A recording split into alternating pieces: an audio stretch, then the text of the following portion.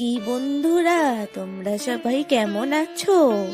আজ তোমাদেরকে একটা রূপকথার গল্প শোনাবো। বলি তবে শোনো। রতনপুর নামে একটি রাজ্য ছিল। সেই রাজ্যের রাজা ছিলেন মহারাজ সূর্যপ্রতাপ। এমন দয়ালু পরোপকারী ধার্মিক রাজা পেয়ে সেই রাজ্যের প্রজারা ছিল মহাসুখী। কিন্তু রাজার মনে সুখ ছিল না। তার কারণ তার একমাত্র পুত্র রাজকুমার চন্দ্রশেখর। রাজা মশাইয়ের বয়স হয়েছে। তিনি চান ছেলের বিয়ে দিয়ে তাকে এই রাজ্যের রাজভার অর্পণ করে বিশ্রাম নেবেন। কিন্তু পুত্র চন্দ্রের রাজকার্যে ও বিবাহে একেবারেই মতি নেই। বিয়ের নাম শুনলেই তাকে আর পাওয়া যায় না। প্রণাম পিতা। পুত্র চন্দ্র, এ কি, এ তোমার কেমন পোশাক? তুমি এমন সন্ন্যাসীর বেশ ধারণ করেছো কেন পুত্র?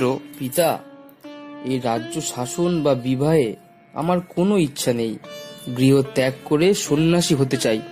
তাই রাজ পোশাক ও রাজ সুখ বর্জন করে বেরিয়ে পড়েছি। এবার আমাকে যেতে আজ্ঞা দিন। এ কি বলছো? না পুত্র, তা হয় না। তুমি একবার আমার আর তোমার মায়ের কথা ভাবো পুত্র। ক্ষমা করুন পিতা, আমি আমার লক্ষ্যে স্থির। আমাকে দয়া করে বাধা দেবেন না। পুত্র চন্দ্র, শোনো পুত্র, যেও না, শোনো। রাজকুমার রাজপ্রাসাদ ছেড়ে পথে বেরিয়ে পড়েন। মনের ইচ্ছা সন্ন্যাসী হয়ে জীবনে কাটিয়ে দেবেন। রাজ্যপাট, লৌকিকতা, বাইরের আড়ম্বর, রাজসুখ তার আর ভালো লাগছে না। যাই হোক, এইভাবেই সমস্ত দিন পথ চলে শেষে রাজপুত্র চন্দ্র ক্লান্ত হয়ে পড়েন।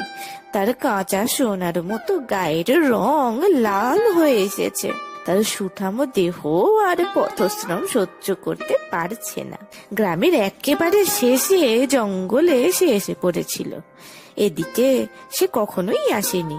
একটি গাছের তলায় সে বসে পড়লেন। চোখ মুখ একেবারে ঘামে ভিজে গিয়েছে। খিদে তেষ্টা সবই পেয়েছে।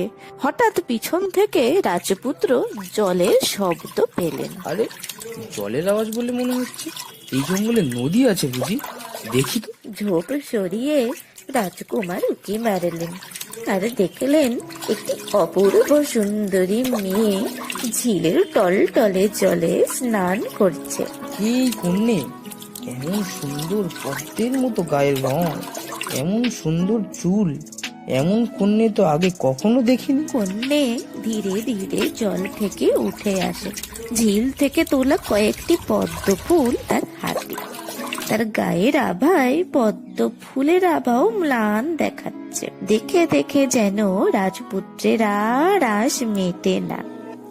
এমন সময় ঝোপে মৃদু শব্দ হতে কন্যা সেই দিকে ফিরে তাকালো। কি কি কি আছো ওখানে? ও মা গো!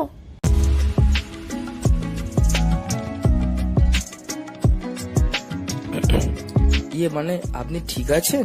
হ্যাঁ, আমি ঠিক আছি, ধন্যবাদ। আপনি না ধরলে পড়েই যেতাম। আপনাকে দেখে তো সন্ন্যাসী মনে হচ্ছে। তা যাবেন কোথায়? হ্যাঁ, সন্ন্যাস নিয়েছি বটে, তবে যাব কোথায় তার ঠিক নেই। সে কি সন্ন্যাসী ঠাকুর, একটু পরেই তো সূর্য অস্ত যাবে। এই জঙ্গলে থাকবেন কোথায়? তার চেয়ে আপত্তি না থাকলে চলুন না আমার সাথে। সামনেই নদীর ধারে জেলে পাড়া, সেখানেই আমার বাড়ি। আজ রাতটা না হয় সেখানেই থাকবেন। চিন্তা নেই, আপনার থাকা খাওয়ার সমস্ত আলাদা ব্যবস্থা হবে। রাজপুত্র চন্দ্রশেখর আর কোনো আপত্তি না করে কন্যের সাথে চললেন।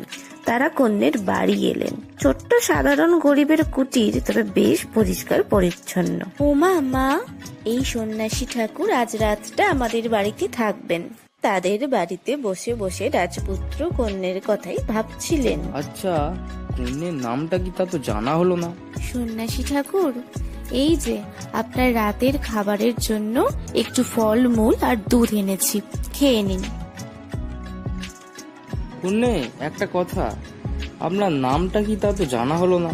আমি পদ্মাবতী। চলে গেলাম সন্ন্যাসী ঠাকুর। কিছু দরকার হলে পাশেই বাবা মার ঘর আছে, ডাকবেন। রাজকুমার সারা রাতে শুয়ে শুয়ে পদ্মাবতীর কথাই ভাবলেন।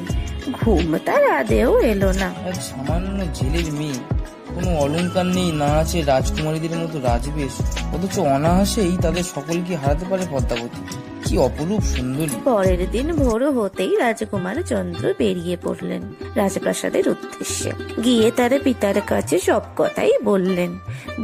ওই কন্যে ছাড়া আর কাউকেই সে বিয়ে করবে না। রাজা মশাই জেলের মেয়ে শুনে একটু নাক কুঁচকালেও তার সন্ন্যাসী হয়ে বেরিয়ে যাওয়া ছেলে ঘরে এসে বিয়ে করতে চাইছে শুনে তিনি আর আপত্তি করলেন না।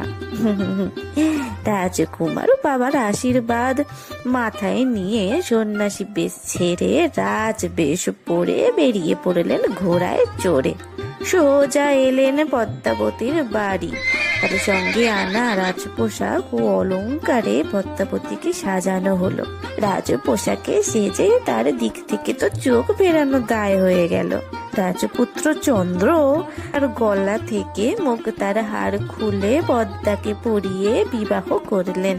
তারপর পদ্মাকে ঘোড়ায় চড়িয়ে নিয়ে চললেন রত্নপুরের রানী করে। তবে বন্ধুরা, আমার এই ভিডিওটি যদি তোমাদের ভালো লেগে থাকে তবে অবশ্যই চ্যানেলটিকে সাবস্ক্রাইব করে দেবে, আর লাইক কমেন্ট শেয়ার করতে কিন্তু একদম ভুলবে না।